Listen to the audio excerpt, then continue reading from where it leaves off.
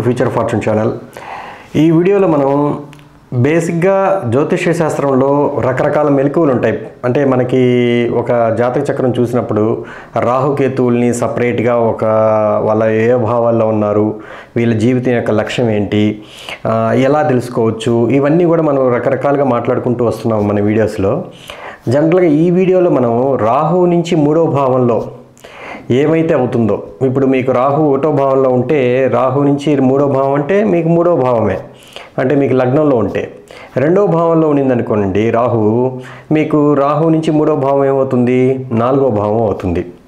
So 4వ భావం నుంచి మాత్రం ఈ రాహు 11వ ఇంట్లో ఉంటుంది. ఓకే, సో రాహు కాలపురుషుడి చక్రంలో మనకు మేషలగ్నం నుంచి స్టార్ట్ అయినప్పుడు రాహుని 11వ భావానికి అధిపతిగా తీసుకున్నారు, అంటే కుంభానికి. సో అలాంటప్పుడు మనకి లాభస్థానానికి అధిపతి శని రాహువులు ఇద్దరూ లీడ్ చేసినట్లే, ఎలాగైతే మీ జాతకంలో ఎప్పుడైతే రాహు ఏ భావం నుంచి 11వ భావంలో ఉంటాడో ఆ భావం యొక్క విషయాల్లో మీరు ఈ జీవితంలో డెఫినెట్గా గెయిన్స్ పొందే అవకాశాలు ఉంటాయి అన్ఎక్స్పెక్టెడ్ వేలో. సో లేదండి చాలా ఇబ్బంది పడే అవకాశాలు ఉంటాయి. ఎందుకంటే రాహు అనే ప్లానెట్, కేతు అనే ప్లానెట్ అన్ఎక్స్పెక్టెడ్ రిజల్ట్స్, పూర్వజన్మ నుంచి తీసుకొచ్చిన కర్మల ఫలితంగా ఏర్పడే ఫలితాలు ఖచ్చితంగా మనం చూస్తుంటాం గోచారంలో కూడా. సో జన్మజాతకంలో ఏవైతే యోగాలు చెప్పున్నారో శాస్త్రాల్లో, గోచారాల్లో కూడా అదే ప్లేస్మెంట్స్కి వచ్చినప్పుడు మంచి ఫలితాలు, శుభ ఫలితాలు. ఇప్పుడు రాహుకేతువులు జనరల్గా 3, 6, 10, 11 స్థానాల్లో మంచి రిజల్ట్స్ ఇస్తారని చెప్తున్నారు. అది ఉపచయ స్థానాలు కాబట్టి మంచి పొజిషన్స్ అండి అని చెప్తున్నారు. మరి 3, 6, 11, 10లో కాకుండా 11లో మంచి రిజల్ట్స్ ఇస్తాడు అంటే అది గోచార రీత్యా అలా చెప్పున్నారు. అంటే పాపులు అనేవాళ్ళు 3, 6, 11 స్థానాల్లో గోచారాల్లో మంచి ఫలితాలు ఇస్తారన్నారు. ఎటు చూసినా మనకి 11వ భావం అనేది చాలా ఇంపార్టెంట్ రోల్ మన జీవితంలో. అంటే మనకి ఇన్కమింగ్ గెయిన్స్ అనేవి, మనం ఏదైనా ఒక పని చేసినప్పుడు దానికి సంబంధించిన లాభం అనేది చూసి చేస్తుంటాం. ఇప్పుడున్న కలికాలంలో జనరల్గా మెటీరియలిస్టిక్ డిజైర్స్ ఎక్కువగా ఉంటాయి కాబట్టి ఈ రాహు నుంచి 3వ భావం మీకు ఏదవుతుందో, మీ జన్మజాతకంలో రాహు ఏ భావంలో అయినా ఉండనివ్వండి, అంటే మీకు 5వ భావంలో ఉందండి, అక్కడి నుంచి 3 భావాలు ముందరకేసుకోండి, అంటే ఏమవుతుంది, 7వ భావం అవుతుంది. అంటే 7వ భావం ద్వారా మీకు గెయిన్ అయ్యే అవకాశాలు ఉన్నాయా, లేదా ఇదే 7వ భావం ద్వారా మీరు లాస్ అయ్యే పరిస్థితులు ఉన్నాయా, ఇవి మీరు తెలుసుకోవాలి.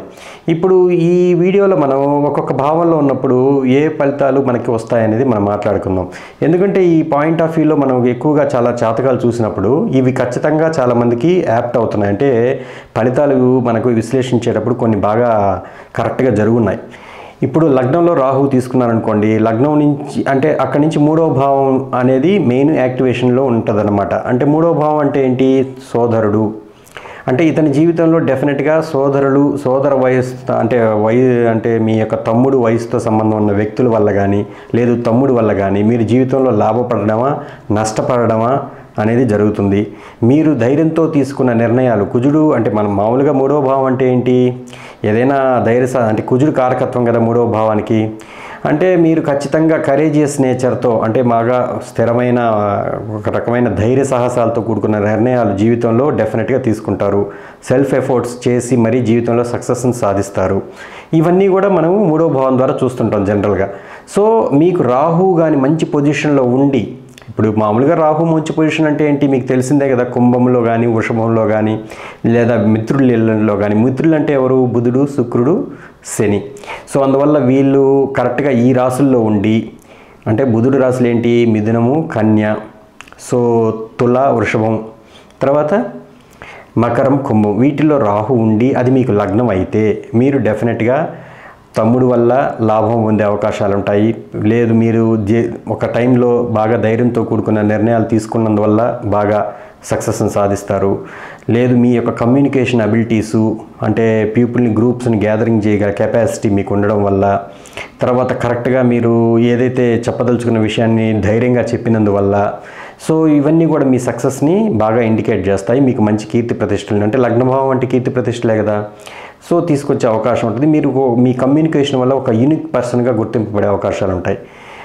లేదండి రాహు నెగిటివ్ ప్లేస్లో ఉన్నాడు, శత్రుక్షేత్రాల్లో ఉన్నాడు, తర్వాత శత్రు గ్రహాల యొక్క దృష్టి ఉంది, సో దానివల్ల ఈ రాహు ఎటువంటి ఫలితాలు ఇస్తాడు అని అంటే సింపుల్, ఇదే మీ తమ్ముడు వల్ల నష్టపోయే అవకాశాలు ఉంటాయి. మీరు అనవసరంగా నోటి మాట ద్వారా ఏదైనా కమ్యూనికేషన్లో తేడాలు వచ్చి అన్ఎక్స్పెక్టెడ్ వేలో మీరు మాట్లాడినందువల్ల మీ కెరీరు నాశనం అయ్యే అవకాశాలు వచ్చే అవకాశాలు ఉంటాయి డెఫినెట్గా.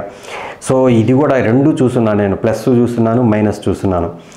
సో సరైన టైంలో అంటే మీరు దుందుడుకు చర్యతో ఆ స్వభావానికి తగ్గట్టుగా మీరు నిర్ణయం తీసుకోలేనందువల్ల, చెప్పలేనందువల్ల ఆ అవకాశాలను పోగొట్టుకోవడం కూడా చూస్తున్నాం. సో ఒక రకమైన ఆత్మన్యూనతా భావానికి గురవుతారనమాట వీళ్ళు, సరిగ్గా వీళ్ళ ఎక్స్ప్రెషన్ని ఎక్స్ప్రెస్ చేయలేక. దానివల్ల జీవితంలో కొన్ని అవకాశాలు కోల్పోవాల్సి వస్తుంది. ఇదే రాహు లగ్నంలో ఉన్న వాళ్ళకి చెప్తున్నాను. అంటే ప్లస్ మైనస్. రాహు నుంచి 3వ భావం అవుతుంది. 2వ ఇంట్లో రాహు ఉన్నాడు అనుకోండి, మీకు 2వ ఇల్లు అంటే కుటుంబ స్థానము, వాక్కు స్థానము, ధనస్థానము, మన ఫుడ్ స్థానము. సో ఇక్కడి నుంచి 3వ భావం అంటే 4వ భావం అవుతుంది.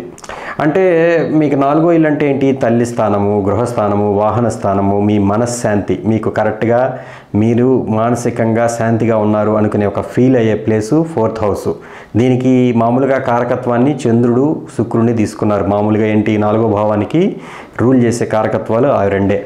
సో ఎవరికైతే జాతకంలో 2వ ఇంట్లో రాహు ఉంటాడో వాళ్ళకి ఖచ్చితంగా మీకు బుధుడు కానీ శుక్రుడు కానీ జాతకంలో బాగుండి వాళ్ళ ప్లేస్మెంట్స్ మీకు ఖచ్చితంగా మీరు ప్రాపర్టీస్ బాగా పర్చేస్ చేస్తారు. మీ అమ్మగారి ఆరోగ్యం బాగుంటుంది, తర్వాత వాహన యోగం ఉంటుంది, గృహయోగం ఉంటుంది, మీరు వాక్ ద్వారా ధనం సంపాదించవచ్చు, కుటుంబంలోనే మంచి గుర్తింపు గల వ్యక్తిగా మీరు రికగ్నిషన్ అవ్వచ్చు. ఇవన్నీ జరుగుతాయి. అంటే కుటుంబం పర్సీవ్ చేయని ఒక డిఫరెంట్ ప్రొఫెషన్లోకి వెళ్ళి బాగా సక్సెస్ అవ్వడం, ఇవి కూడా జరుగుతాయి రాహు 2వ ఇంట్లో ఉంటే. మరి ఆపోజిట్గా జరిగితే ఎలా ఉంటుందండి అని అంటే, ఇదే కుటుంబంలో అంటే మీరు కరెక్ట్గా రికగ్నిషన్ పొందని వ్యక్తిగా వాళ్ళ దగ్గర ఉన్నప్పుడు ఇంట్లో వాళ్ళే మీకు సరైన మనశ్శాంతికి దూరం చేసేటట్టుగా మాట్లాడడం, సో మీ మాట తీరు వల్ల వాళ్ళు హర్ట్ అవ్వడము, ఏదో ఒక రూపంలో మీరు డెఫినెట్గా మీ వాక్ ద్వారా ఇబ్బందులు పడడం, మీ మదర్ యొక్క ఆరోగ్యం సరిగ్గా లేకపోవడం, మీరు వెహికల్స్ విషయంలో ఇబ్బందులు పడుతూ ఉండడం, ఈ గృహయోగాన్ని గురించి చాలా కష్టపడితే కానీ గృహయోగం పొందలేకపోవడం. సో ఇవన్నీ కూడా మనకి రాహు 2వ భావంలో ఉన్నప్పుడు మనకు జరుగుతుంటుంది. ఎందుకంటే 3వ భావం అంటే ఒకవేళ 4వ భావం బాగుంది అండి అంటే డెఫినెట్గా రాహు బాగున్నాడు అనుకోండి, మీకు 2వ ఇంట్లో 100% మీకు రియల్ ఎస్టేట్లో బాగా కలిసి వస్తుంది, వాహనాల డీలర్షిప్లో బాగా కలిసి వస్తుంది, వ్యవసాయము, పండ్ల తోటలు, ఇక 4th హౌస్కి సంబంధించిన అంశాలు మీకు బాగా కలిసి వస్తాయన్నమాట. డెఫినెట్గా మీరు ఆ భావానికి సంబంధించిన విషయంలో కృషి చేయొచ్చు, ఇబ్బంది లేదు. సో ఇది 3వ భావంలో ఉంటే రాహువు ఖచ్చితంగా అది పంచమ భావాన్ని 3వ భావం అవుతుంది. 3వ భావంలో రాహు ఉంటే అక్కడి నుంచి 3 భావాలు ముందరికేసుకుంటే మనకి 5వ భావం అవుతుంది. అంటే మీరు అంటే ఖచ్చితంగా మీ యొక్క కమ్యూనికేషన్ అబిలిటీస్ ద్వారా, మీరు ఎక్స్ప్రెస్ చేసే విషయాల ద్వారా, మీ యొక్క డైలీ హ్యాబిట్స్ ద్వారా, మీ బ్రదర్స్ ద్వారా, వీటి విషయాల్లో మీరు కొంచెం ఈ జన్మలో బాగా కరేజియస్ నేచర్తో ఉన్నందువల్ల, స్టార్టప్ బిజినెస్ చేసినందువల్ల, క్రియేటివ్ థాట్స్ వచ్చినందువల్ల, మంచి హైయర్ నాలెడ్జ్ ఉన్నందువల్ల మీకు ఖచ్చితంగా మంచి లాభాలు వచ్చే అవకాశాలు ఉంటాయి. అంటే మీరు హైయర్ ఎడ్యుకేషన్ డెఫినెట్గా చేస్తారు అనేది కూడా అవకాశం ఉంది ఒక్కోసారి. ఎందుకంటే పంచమాన్ని ఇన్ఫ్లుయెన్స్ చేస్తుంది కాబట్టి. ఇన్ఫ్లుయెన్స్ ఇన్ ద సెన్స్ మామూలుగా నాడీ సిద్ధాంతంలో రాహు నుంచి 3వ ఇంటిని 11వ ఇంటిని ఎక్కువగా దృష్టిలు ఉంటాయి అనేది కూడా వాళ్ళు మాట్లాడున్నారు రాహుకేతువులకి. బట్ ఆ యొక్క టాపిక్ తర్వాత చెప్తాను. బట్ అయితే ఇప్పుడు ఏంటంటే రాహు నుంచి 3వ భావం అనేది ఏమవుతుంది, ఆ భావం వల్ల మనం గెయిన్స్ అవుతాము జీవితంలో డెఫినెట్గా అనేది మనం మాట్లాడుకుంటున్నాం.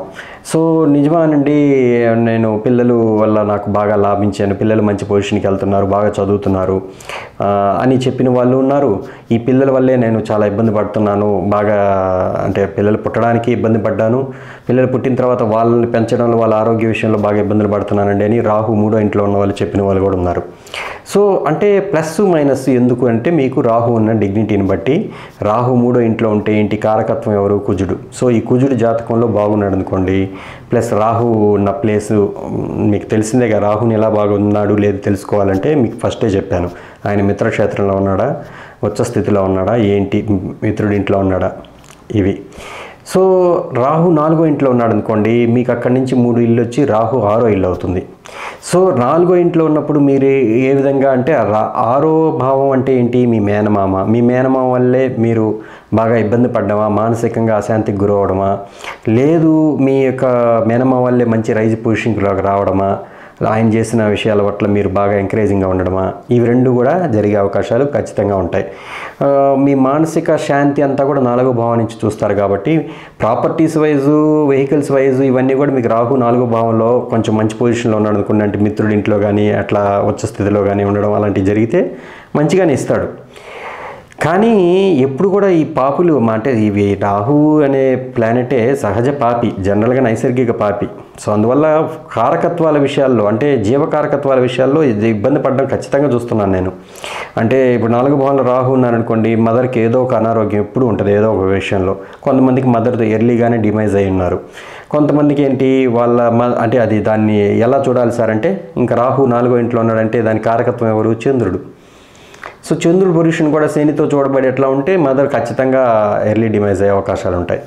లేదండి బాగానే ఉంది, చంద్రుడు ఉచ్చ స్థితిలో ఉన్నాడు, మంచి గ్రహ దృష్టి ఉందంటే అమ్మగారికి ఆరోగ్యం బాగానే ఉంటుందని లెక్క.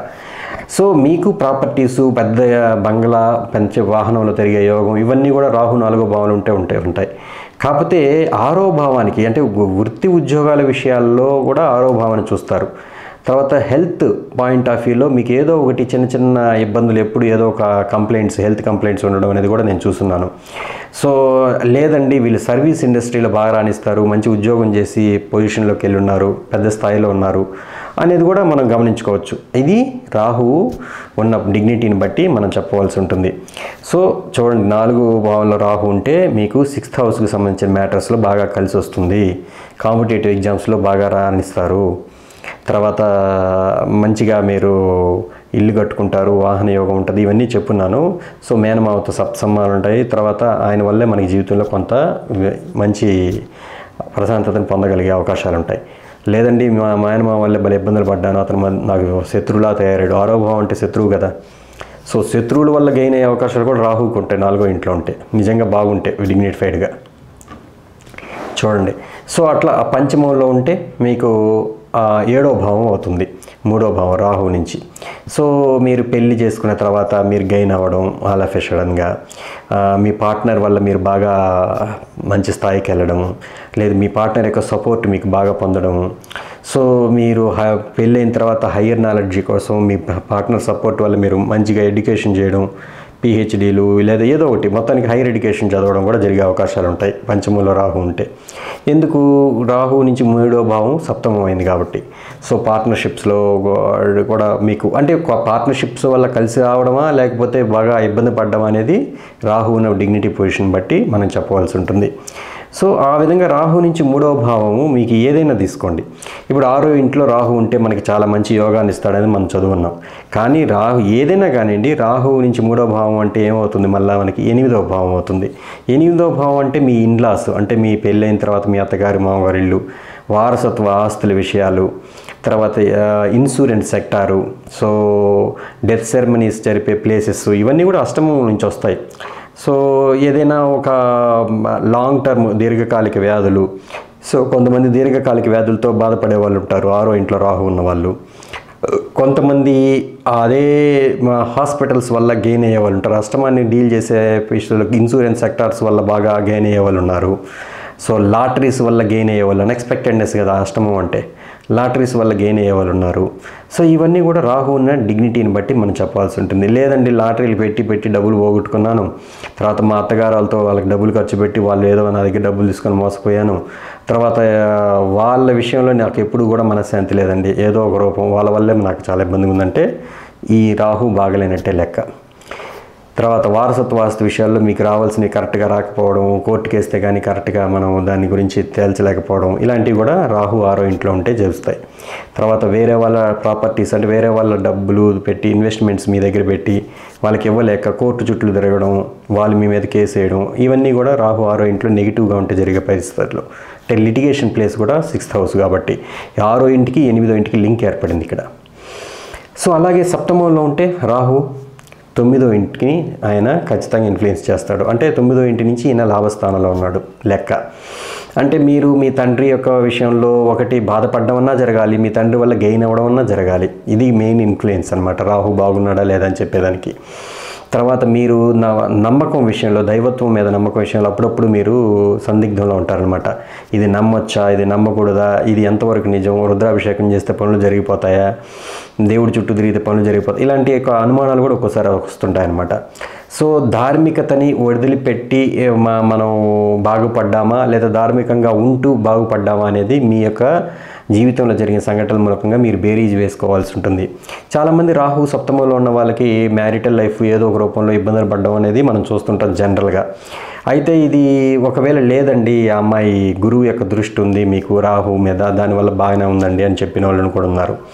కానీ రాహు సప్తమంలో ఉంటే బిజినెస్ స్కిల్స్ అంటే మామూలుగా కామస్థానాల్లో యోగిస్తాడు రాహు, 3, 7, 11 స్థానాల్లో యోగిస్తుంటాడు జనరల్గా. సో ఇక్కడ నిజంగా బాగా యోగిస్తాడా అంటే మెటీరియలిస్టిక్ లైఫ్లో యోగించవచ్చు, పర్సనల్ లైఫ్లో ఖచ్చితంగా ఏదో ఒక రూపంలో ప్రాబ్లం క్రియేట్ చేస్తాడు. సో ఇది మీలో అత్యంత అంటే కొంతమందికి అంటే మంచి కోరికలను రేకెత్తించి ఖచ్చితంగా పర్సనల్ లైఫ్లో ఇబ్బందులు పెట్టే అవకాశాలు ఉంటాయి. సో ఇక్కడ మీరు 9వ భావం వల్ల మంచి గెయిన్ అవుతారని అంటే దాని అర్థం ఏంటంటే మీరు పరాయి స్థానాలకు వెళ్ళిన తర్వాత, మీకు మీరుగా బాస్ అయిన తర్వాత, మీరు కంటూ కొత్తగా వ్యాపారం చేసుకున్న తర్వాత కూడా మంచిగా లాభాలు పొందే అవకాశాలు ఉంటాయి. ఇది సప్తమంలో ఉన్న రాహుకి కొంతమందికి చెప్పదగిన సలహా. అయితే లేదండి బాగలేదు, నాకు చాలా ఇబ్బందులు పడుతున్నాను అంటే మీరు రుద్రాభిషేకం చేసుకోవాలి. సో మామూలుగా శివుడికి అంటే 3, 7, 11 స్థానాల్లో రాహు ఉండి ఇబ్బందులు పడుతున్నారంటే వాళ్ళందరూ కూడా శివుడిని ధ్యానించడం చాలా ఇంపార్టెంట్. ఇది 7వ స్థానం అనేది బ్యాలెన్సింగ్ ఆఫ్ చక్రం కదా, జాతక చక్రానికి అంత ఇంపార్టెంట్. అందువల్ల రాహు 7వ ఇంట్లో ఉన్న వాళ్ళు మాత్రం డెఫినెట్గా శివుడిని ఆరాధించడం మంచిది. ఇంకొకటి, ఈ 8వ ఇంట్లో ఉన్నాడు అనుకోండి రాహు, అక్కడ మీకు ఇది 3 ఇళ్ళు ముందరికి వేసుకుంటే మనకి 10వ భావం అవుతుంది. 10వ భావం అంటే డెఫినెట్గా మనకి ప్రొఫెషన్, మన యొక్క లైఫ్లో మన సొసైటీలో కనపడే విధానం, అంటే ఏ రూపంలో మీరు ఖచ్చితంగా కీర్తిమంతులు అవుతారనేది, మీ యొక్క ప్రొఫెషన్, బిజినెస్ అన్నీ కూడా 10th హౌస్ నుంచి చూస్తారు. సో డెఫినెట్గా మీరు ఏదో ఒక కంపెనీకి ప్రొపరేటర్షిప్ పొందినందువల్ల బాగా లాభపడడమో లేదా ఒక అధికారవేతమైన జాబ్ని పొందగలిగే విషయంలో మీరు లాభపడడమో జరిగే అవకాశాలు ఉంటాయి. అయితే రాహు అష్టమంలో ఉన్న వాళ్ళందరూ ఖచ్చితంగా వారసత్వ ఆస్తులు పొందుతారా అంటే ఆ రాహు అష్టమంలో ఉన్నాడు కదా, మంచిగా పొందిన వాళ్ళు కూడా ఉన్నారు మంచి గ్రహ దృష్టి ఉండి.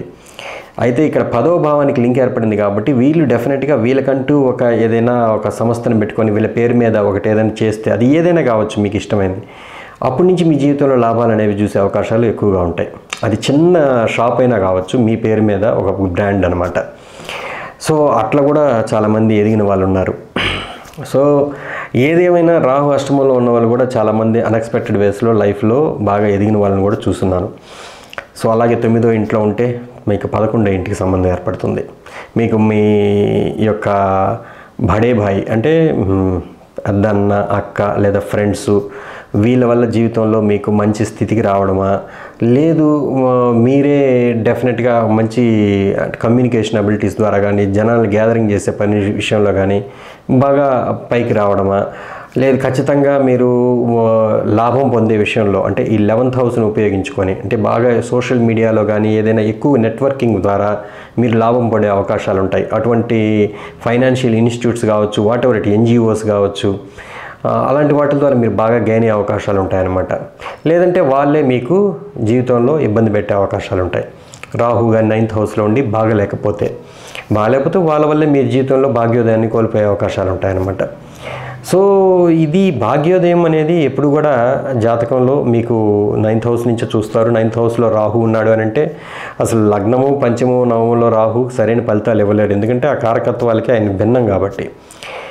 అయినప్పటికీ మీకు మంచి ఫలితాలు రావాలి అని అంటే ఇక్కడ డెఫినెట్గా మనం దీనికి కనక పుష్యరాగం కానీ జ్యోతిష్ శాస్త్రంలో మూల రత్నధారణ విషయంలో రాహుని కంట్రోల్ చేసే ప్లానెట్ ఏంటి, గురువే. లేదు అని అంటే బుధుడిని చెప్తారు, కానీ మ్యాక్సిమం గురువునే తీసుకుంటారు.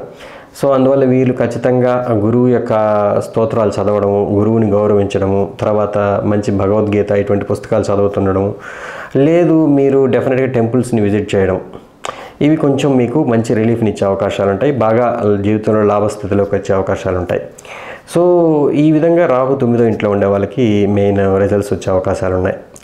సో 10వ ఇంట్లో ఉంటే డెఫినెట్గా ఫారిన్ కంట్రీస్కి వెళ్ళి సంపాదించే అవకాశాలు ఉంటాయి అక్కడి నుంచి. ఎందుకంటే రాహు నుంచి 3వ భావం ఏమవుతుంది, 12వ భావం అవుతుంది.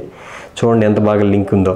సో మామూలుగానే రాహు పరాయి స్థానాలకి ఇండికేట్ చేస్తాడు, కానీ ఇక్కడ 12వ భావం వల్ల వీళ్ళు గెయిన్ అవుతారు అనే పాయింట్ దీనివల్ల మనం కనుక్కోవచ్చు. సో 12వ భావం అంటే ఏంటి? రిసార్ట్స్ ఉంటాయి, లేకపోతే ఆశ్రమాలు ఉంటాయి, టెంపుల్స్ ఉంటాయి, లేదు ఎనీథింగ్ విచ్ రిక్వైర్స్ అంటే మీకు ఫారిన్ ల్యాండ్స్ ఉంటాయి, ఎంఎన్సీ కంపెనీస్ ఉంటాయి, ఇవన్నీ కూడా వీటి ద్వారా వీళ్ళు హాస్పిటల్స్ ఉంటాయి, డబ్బు సంపాదించవచ్చండి. ఖచ్చితంగా అవకాశాలు ఉన్నాయి. ఇంక మిగతా ఆస్పెక్ట్స్ కూడా సపోర్ట్ చేశాయంటే డెఫినెట్గా, అంటే ఇది ఒక ఆస్పెక్ట్ అనమాట. రాహు నుంచి 3వ భావం ఏ భావం అవుతుందో ఆ భావం ద్వారా జీవితంలో మీరు లాభపడడం అన్నా ఉండాలి, అన్ఎక్స్పెక్టెడ్ వేస్లో నష్టపోవడం అన్నా ఉండాలి. ఇవి రెండు ఉంటాయి. దీన్ని రాహు యొక్క పొజిషన్ బట్టి మనం చెప్పవలసి ఉంటుంది. ఇది ఇప్పుడు మీకు అర్థమై ఉంటుంది. సో రాహు 11వ ఇంట్లో ఉన్నాడు అనుకోండి, లగ్న భావం అవుతుంది, అంతే కదా.